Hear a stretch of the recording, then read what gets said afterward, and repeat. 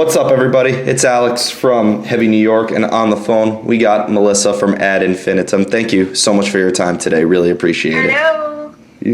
My pleasure. Yeah, it's so awesome to have you here. Your newest album, Chapter 1, Monarchy, is absolutely beautiful. What I wanted to ask is, could these singles, Marching on Versailles and See You in Hell, could this almost serve as like a clear representation of what the whole album is going to sound like?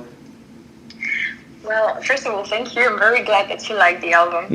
I would say, yeah, of course. We wanted to release two singles that will give people a taste of what they would get when they listen to the album. And on Marching on Versailles, when you listen to Marching on Versailles, you have a really clear idea of what the band can do in terms of sound. Like you have the power, you have the orchestrations, you have the kick-ass melodies, and you have the growls and the clean vocals. So yeah, I think it gives a good idea. And then with See You in Hell, you have something a little bit calmer, but still what I would qualify as a power ballad, if we can say. Yeah. Well, I thought like there was a lot of different elements incorporated in this album, which is why I think it was so interesting. Was there maybe like with the making of this, was there like a clear idea of what you wanted it to sound like, or was there like some improvising involved? Well, we wanted it to be complete, to have, for example, when you take Maleficent, which is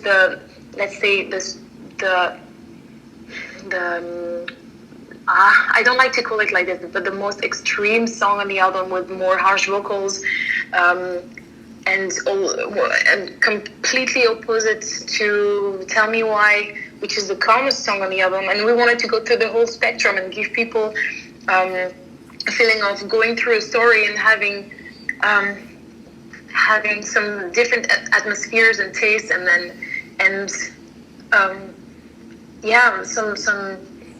something for every kind of energies. Does it make sense? I don't know. Yeah. I thought that there was many different vibes and many different emotions incorporated in this particular album. Like, was there many different were you taking like inspiration from many different sources? Actually, we had to create our sound first. Which was the hardest part of the process, because I started a few years ago. Actually, I discovered it a few days ago when I was going through my files, and I was like, oh, but these files are from 2016, and this is when I started the whole thing. But it took some time to go from the first demos to what we have right now, because I had to figure out what kind of music, what kind of genre, what kind of sound. And first, I discussed a long time with Oliver Phillips, and I created some demos and sent them to him, and he gave me his opinion. And then we found the sounds, we found the symphonic atmosphere, we found the power. And then when we were creating the songs, it was more about the ideas we had and the vibe we wanted to give. And then the third step of the process was about the mix, and for this we worked with Jacob Hansen, and we totally trusted him. The only thing we wanted was to have in the first plan the power of metal, like the kick-ass drums and the powerful guitar riffs in front, first the metal in your face feeling. And then as an envelope, as the cherry on the cake, to have the orchestrations. That was the three steps, I would say. Yeah. Are you going into this with maybe a different mind frame? Because as some people may know, you've played with bands such as Even More and Rage of Light. Is there a different mind frame into this, or is there a usual art, since you're bringing the same brain, is there a usual method that calls for everything? It's completely different, and that was the good thing about this, because when I was, for example, Even More, when we were composing together, it was more like a old school way of doing it. We were in the rehearsal room jamming together, and then we found something great, and we were like, okay, this is the beginning of the sound or of the song, or oh, this is a cool solo. Let's build something around it, and it was very fun to do it. but not really my way of preference, let's say. With Rage of Light, it was completely different already, but John is the main composer of the band, and he would when he composes, then I arrive with the then he sends the songs to me, and then I create some vocal lines and some lyrics, and I arrive kind of at the end of the process. Mm-hmm. With Ad Infinitum, it's completely different, and what I really, really enjoyed about this process was that, from the beginning, I could write down my ideas. Like, for example, I had an idea of a rhythm, and then an energy, and then the orchestrations, and then lyrics and vocals, or on the contrary, some vocal lines, and then I would say, okay, I need a drum beat like this, and then, okay, let's write the guitars, and I could really go through the whole process of songwriting with Ad Infinitum.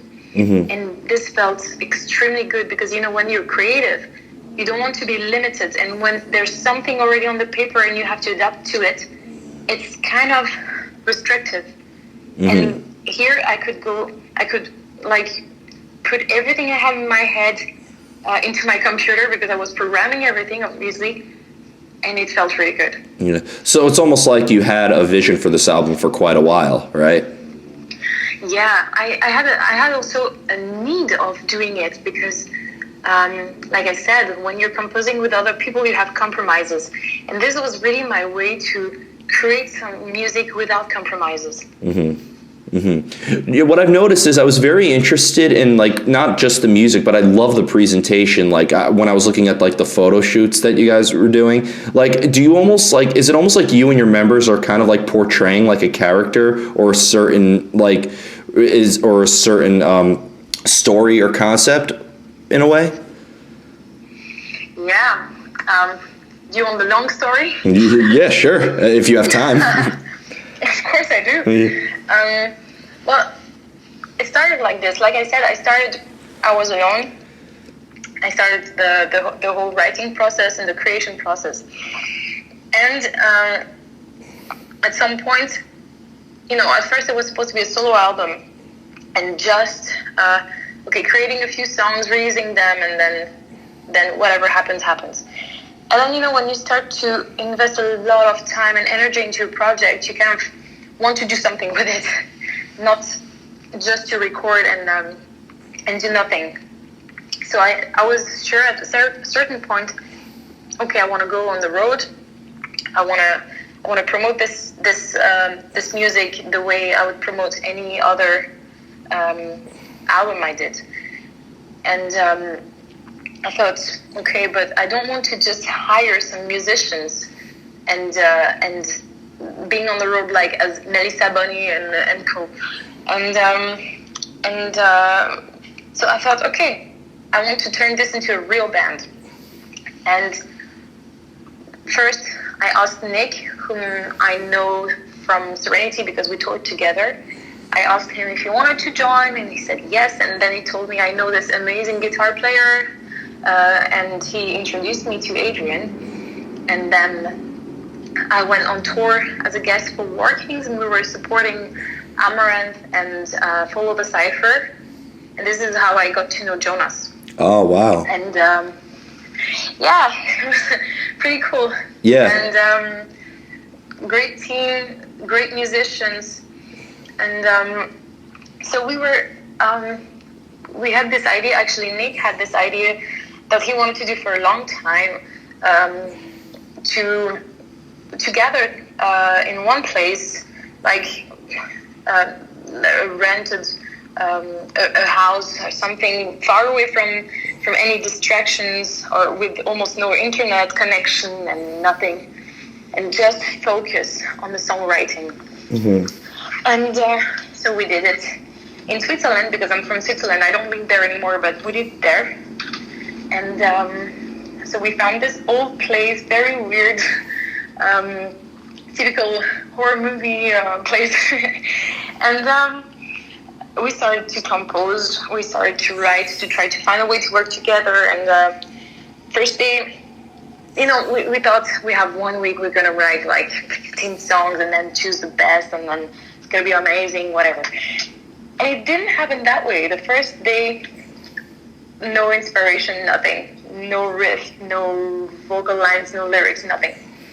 The second day, we started again. We said, yeah, this was just, you got to find a way to work together, to get to know each other, and etc. And the second day, we started again.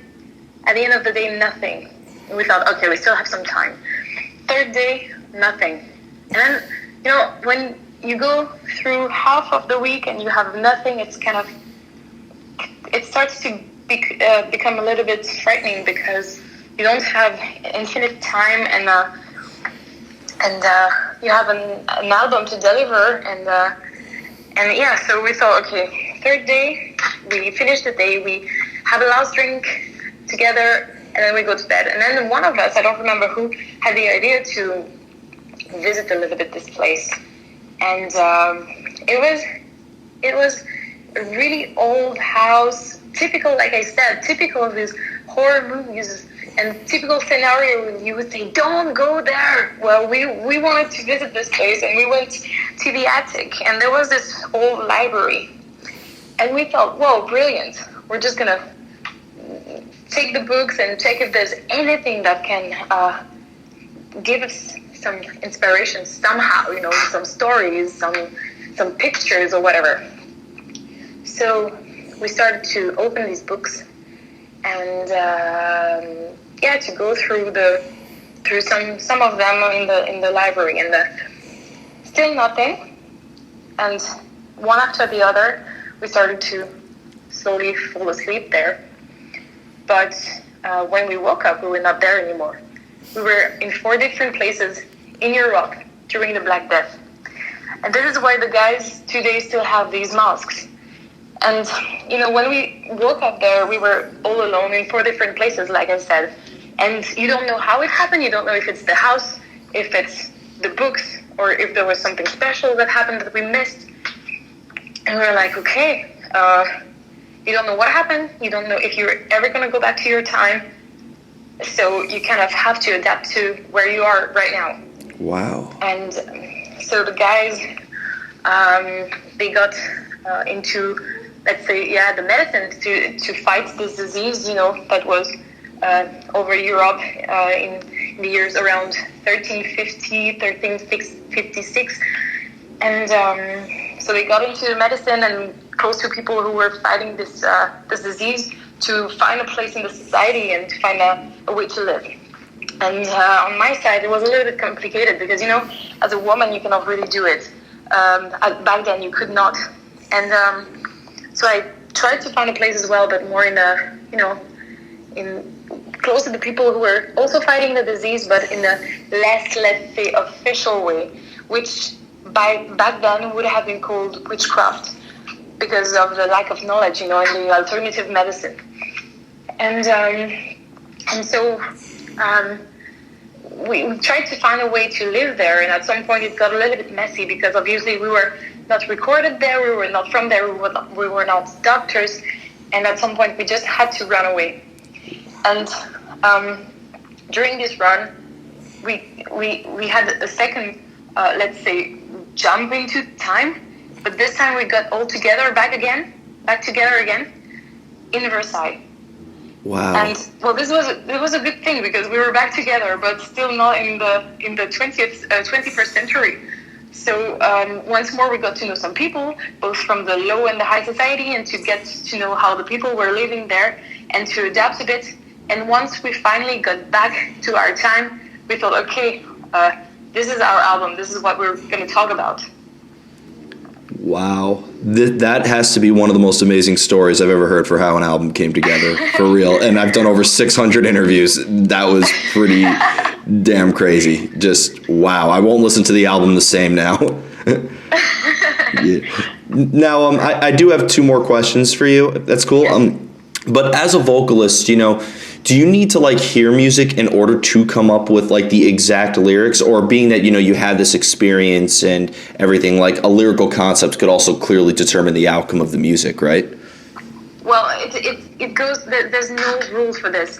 Sometimes I have ideas for lyrics, and then I'm like, okay, what kind of melodies can I write with these lyrics? And sometimes it goes the other way around.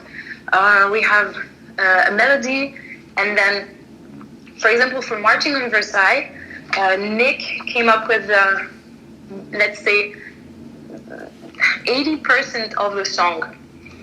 And he sent it to me, and then I listened to it. I remember very well, I was in my car, and I listened to it, and I thought, it was like a movie in my head.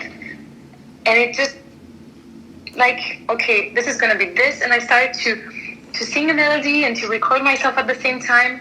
And then there was this drum beat that was reminding me of, these war drums. And and this is how the lyrics just came in, and I had to, of course, work on them for a long time, but it was kind of obvious, like a movie going on in my head. Yeah. So we can start with anything. Yeah, it almost seems like you're able, like, I feel like I could listen to this album in multiple directions, and because it was written in multiple directions, in a way.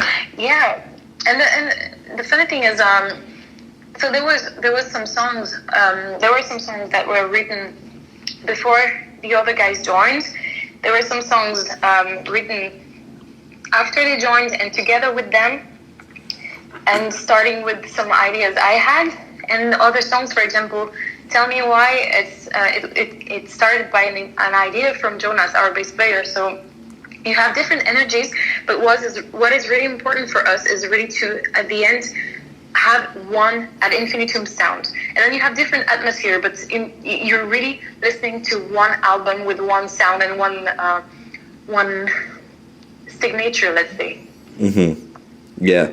And the final question I wanted to ask you is, because in addition to being in multiple bands, but you've collaborated with a lot of artists as well, such as Serenity, Gus G, and Dragonland, I believe. So has collaborating with different artists, or even playing with different bands, has that taught you new things? Did that play a role into the journey of forming Ad Infinitum?